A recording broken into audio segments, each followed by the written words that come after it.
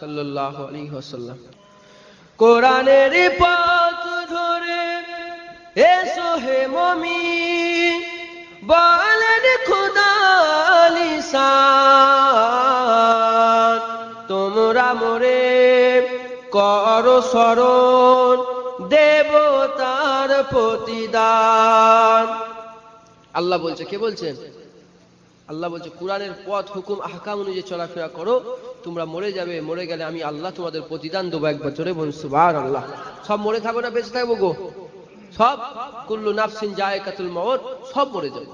তাই কবি বলছে কোরআনের পথ ধরে এসো হে মুমিন, বলেন খোদা লিসান, তোমরা মোরে করো স্মরণ, দেব তার প্রতিদান। তোমরা মোরে করো স্মরণ, দেব তার প্রতিদান।